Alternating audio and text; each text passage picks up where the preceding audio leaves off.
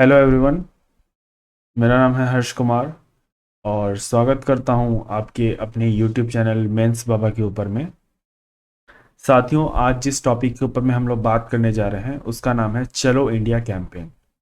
तो क्या है चलो इंडिया कैंपेन, सब कुछ बताऊंगा डिटेल इस वीडियो के अंदर में। तो एक बार आप वीडियो को लाइक कर दें, चैनल को सब्सक्राइब कर दें, शेयर कर दें अपने दोस्तों के साथ, ताकि उनको भी यह जानकारी मिल सके।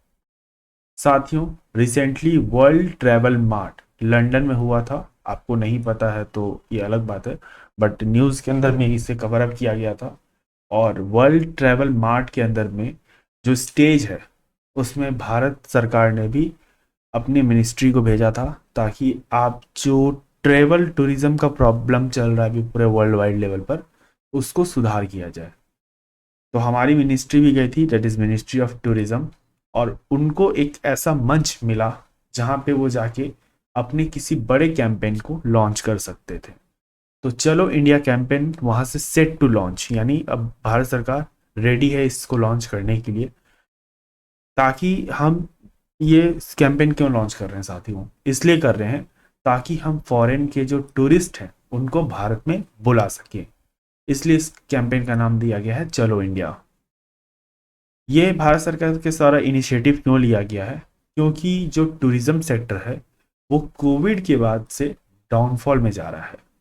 अगर हम कुछ आंकड़ों की बात करते हैं तो 2019 ये नवंबर तक का डेटा है, जब कोविड का कोई भी नामो निशान नहीं था पूरे देश के अंदर में और हम लोग हंसी खुशी अपनी ज़िंदगी जी रहे थे। तब भारत ने लगभग 10.93 मिलियंस फॉरेन टूरिस्ट को होल्ड कर रखा था, यानी भारत में लगभग इस रेंज तक टूरिज्म आया करती थी। लेकिन जब कोविड आया और लॉकडाउन लगा 2 साल, उसके बाद 2021 के लगभग जब वापस से इकोनॉमी थोड़ी सी खुली, तो इसमें 1.52 मिलियन का गिरावट देखने को मिला। लेकिन 2022 में बहुत ज़्यादा गिरावट देखने को मिला, लगभग 6.19 मिलियन तक। और ऐसा नहीं है कि ये अब लगातार घट रहा है, नहीं घट नहीं रहा है, बढ़ भी रहा है। बट जितना तेज इम्पैक्ट से घटा उतना तेज इम्पैक्ट से अगर नहीं बढ़ा तो इसका खामियाजा आने वाले टाइम में मिल सकता है।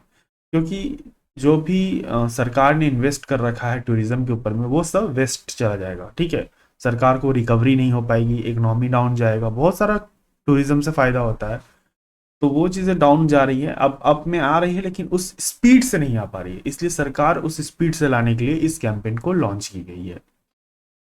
ठीक है, तो यहाँ पे मैंने कहा कि इस इम्प्रूवमेंट हो रहा है, लेकिन उस तरह का इम्प्रूवमेंट नहीं है जैसा अपन चाहते हैं। जिस ये नहीं बोलते हैं कि हम यूपीएससी की तैयारी कर रहे हैं और यूपीएससी में जब हम मॉक्स दे रहे हैं तो हमें इम्प्रूवमेंट तो दिख रहा है, लेकिन उस इम्प्रूवमेंट नहीं दिख रहा है जहाँ पे हम ये कह सकते हैं कि अपनी पीटी क्वालिफाई हो जाएगी। तो जस्ट लाइक दिस, ठीक है, ये मैंने एक एग्जांपल से आपको बताया ताकि आप चीज़ों को और अच्छे तरीके से रिलेट कर पाओ। ओके, तो वर्ल्ड ट्रेड मार्ट जो लंदन में लगा हुआ था, वहाँ पे एक ऐसा प्लेटफॉर्म था जहाँ पे भारत सरकार ने अपने कल्चर को डाइवर्सिफाई किया और बताया कि आप हमारे भारत में आइए, आपको बहुत सारी चीज़ें देखने को मिलेगी। और भारत की सबसे खूबसूरत बात यह है साथियों कि ये डाइवर्स कंट्री है और डाइवर्सिटी ही हमारा सबसे बड़ा हैप्पीनेस है। क्योंकि आप देखोगे राजस्थान में जाओ आपको चीज़ें डिफरेंट मिलेगी, आप उत्तर प्रदेश में जाओ डिफरेंट मिलेगी, असम तरफ जाओ डिफरेंट मिलेगी, फिर तमिलनाडु तरफ जाओ तो वहाँ डिफरेंट मिलेगी, बिहार तरफ जाओ तो वहाँ डिफरेंट मिलेगी। तो आप जैसे स्टेट वाइज जगह डिफरेंट चेंज करोगे तो वहाँ पे आपको चीज़ें थोड़ी डिफरेंट देखने को मिलेगी। तो भारत सरकार ने इस कैंपेन को इसलिए लॉन्च किया था क्योंकि सबसे बड़ा बात है, जैसे मैंने बता दिया कि कोविड के बाद से ये चीज़ें समस्या में आ रही थी और सरकार ने एम तभी से बना रखा था कि हम कुछ ऐसा प्लेटफॉर्म मिलेगा तो कुछ बड़ा स्टेप्स लेंगे। ठीक है, अब इस चलो इंडिया कैंपेन के बारे में थोड़ा और हम डिटेल में बात कर लेते हैं कि ये गैरेट्स करेगा ई वीज़ा को। ठीक है, अब ये ई वीज़ा क्या है पहले समझिए। ई वीज़ा स्कीम, देखिए मुफ्त में वीज़ा देना। अब मुफ्त में ई वीज़ा देने का ये मतलब नहीं है कि फ्री में बांट देंगे, ऐसा नहीं। मुफ्त में ई वीज़ा यहाँ देखने का ये मतलब है कि जो भारत के OCI हैं, यानी ओवरसीज सिटीजन ऑफ इंडिया, ठीक है। ओवरसीज सिटीजन्स ऑफ इंडिया क्या होते हैं, सिटीजन ऑफ इंडियन क्या होते हैं, अगर आपने पॉलिटी के अंदर में पढ़ रखा है तो अच्छी बात है, नहीं तो मैं एक सिंपल भाषा में समझा देता हूँ आपको कि जो इंडियन ओरिजिनेट हैं, ठीक है, जो इंडियन ओरिजिन, आजकल बहुत आप टर्म सुनते होंगे, वीडियोस वगैरह में बहुत वायरल होता है, Indian origin, this women has did this, Indian origin man has been killed in America. तो ये जो इंडियन ओरिजिन वर्ड है ना, ये OCI वाले बंदे होते हैं जिनके पेरेंट्स, ग्रैंड पेरेंट्स कभी ना कभी भारतीय रहे होंगे, और उनके जो बच्चे हुए उन्होंने क्या किया, होल्ड कर लिया उस देश का सिटीजनशिप जहाँ पे वो बहुत सालों से रह रहे हैं। तो सरकार यहाँ पे OCI का कॉन्सेप्ट इसीलिए लाई थी ताकि जो ओरिजिन है वो अपना लोग ना भूलें और अपने परिवार से जुड़े रहें, अपने वंश से जुड़े रहें। इसलिए सरकार ने OCI को यहाँ पे कॉन्सेप्ट लेके आई थी कार्ड होल्डर्स का, और यही OCI बड़ा रोल प्ले करेंगे अब टूरिज्म के अंदर में। तो सरकार यहाँ पे OCI को एक लाइबिलिटी दे रही है कि भैया आप क्या करो, आप अपने किसी भी 5 फ्रेंड, जैसे मानिए कि मैं OCI हूँ, ठीक है, overseas seas citizen of India हूँ, और मैं क्या कर रहा हूँ, मुझे सरकार बोल रही है, भारत सरकार, कि एक काम करो भाई, कोई 5 बंदों को चुनो, कोई 5 आदमी को चुनो जो तुम्हारे दोस्त हैं, ठीक है, उनको बोलो कि भारत आके देखें। जैसे आपके दोस्त कभी मिलते होंगे तो आप चीज़ों को थोड़ा डिटेल करते होगे ना, जैसे आप मुखर्जी के नगर में रहते होंगे तो आपको बहुत सारे अलग अलग स्टेट्स के यहाँ पे बंदे देखने को मिलेंगे, तो आप डिफरेंट डिफरेंट बातें बताते होंगे कि अरे यार हमारे यहाँ तो ये चीज़ें होती है, मेरे यहाँ तो ये चीज़ें होती हैं।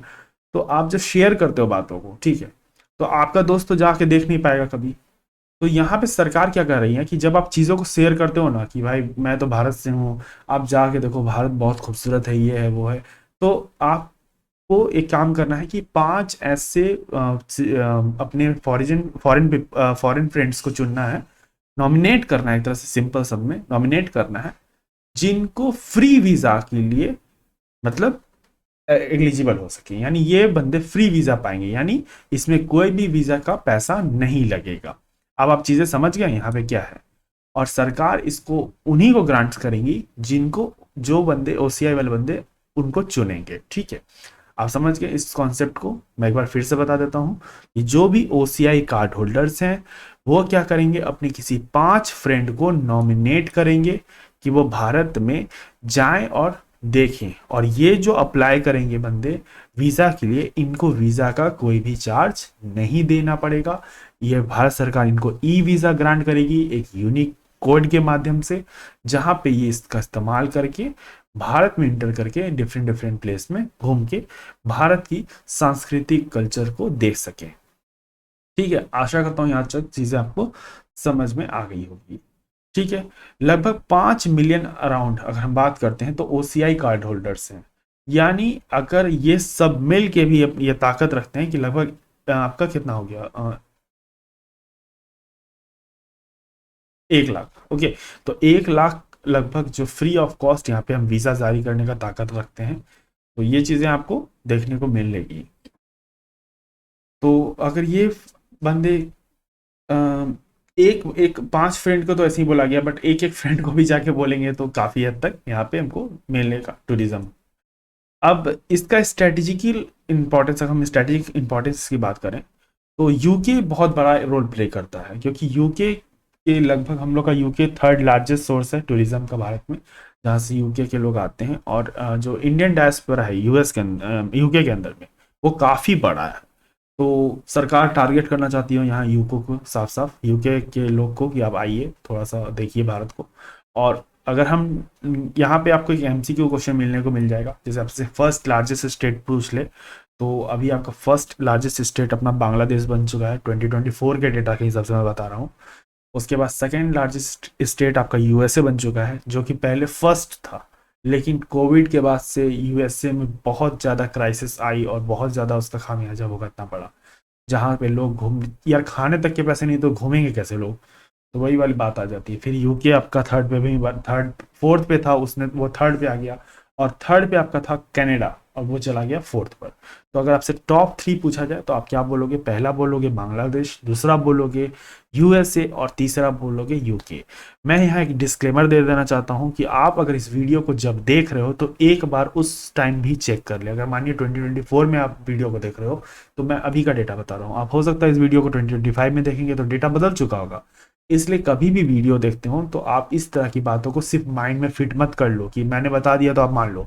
मैं बहुत चीज़ें सही पढ़ा रहा हूँ, लेकिन जब रैंकिंग की बात आती है ना साथियों, तो रैंकिंग आप जिस वीडियो को देखते हो उस वीडियो में जब उसने अपलोड किया होगा, जैसे मैं अपलोड करूंगा तो उस दिन की वो रैंकिंग बता रहा है। अब वो रैंकिंग चेंज हो सकती है, भारत सरकार ने कल डेटा जारी कर दिया तो रैंकिंग बदल सकती है। तो इसलिए जहां पे रैंकिंग की बात आती है तो जिस वर्ष आप एग्जाम देते हो उससे पहले आप उसी साल का रैंकिंग पढ़ के जाओ। ठीक है, ये मैं आपको एक प्लस पॉइंट बता रहा हूँ। ठीक है, तो ये चीज़ें मैंने बता दिया कि लगभग 1.9 मिलियन इंडियन ओरिजिन वहाँ पे रहते हैं यूके के अंदर में। तो एक बड़ा पोटेंशियलिटी यहाँ पे हमको देखने को मिल रहा है। अब सरकार ऐसा क्यों कर रही है साथियों? सरकार इसलिए कर रही है ताकि हम अपने टूरिज्म सेक्टर्स को थोड़ा रिवाइव कर सकें, टूरिज्म को भारत के अंदर में बुला सकें और लगभग ओवरऑल कंट्री को फायदा मिल सके। तो आशा करता हूँ आपको चीज़ें यहाँ पे बहुत अच्छे तरीके से क्लियर हो गई होगी। पीपीटी के माध्यम से साथियों मैं कम पढ़ाऊंगा क्योंकि पीपीटी बनाने में काफ़ी वक्त लगता है और पीडीएफ बनाने में ज़्यादा समय नहीं लगता। ठीक है, जल्दी से मैं डेटा एनालिसिस कर पाता हूँ, टाइप कर पाता हूँ, लिख पाता हूँ, तो इससे थोड़ा मुझे ईजी पड़ता है। पीपीटी में काफ़ी सजाना पड़ता है, बोल्ड करना पड़ता है, तो दिक्कत होती है अकेले सब कुछ मैनेज करना और टाइम भी काफ़ी लगता है। बट चीज़ें आपको क्लियर हो जाए, चाहे वो मीडियम कोई भी हो, मैं वीडियो के माध्यम से पढ़ा रहा हूँ, ऑडियो के माध्यम से पढ़ा रहा हूँ, ये मैटर नहीं करता। अगर आपको चीज़ें क्लियर हो रही हैं तो ये मेरे लिए बहुत अच्छी बात है। और अगर आपको समझ में आ रहा है वीडियोस तो वीडियो को लाइक कर दीजिए। कंटिन्यू मैं नहीं बना पा रहा हूँ क्योंकि बहुत सारे मेरे लाइफ में हर्डल्स आ रहे हैं, इसलिए मैं कंटिन्यू वीडियो नहीं कर पा रहा हूँ। बट कोशिश रही है मैं एक एक वीडियो बनाना शुरू करूँ डेली, वापस से अपन उसी लेवल पे काम कर सकें जिस लेवल पे शुरू से हम लोग काम कर रहे थे इस चैनल पर। तो आशा करता हूँ आप वीडियो को लाइक करेंगे, चैनल को सब्सक्राइब करेंगे, शेयर करेंगे अपने दोस्तों के साथ। तब तक के लिए रखिए अपना ध्यान। मुझे दे आ गया, धन्यवाद। जय हिंद, जय भारत।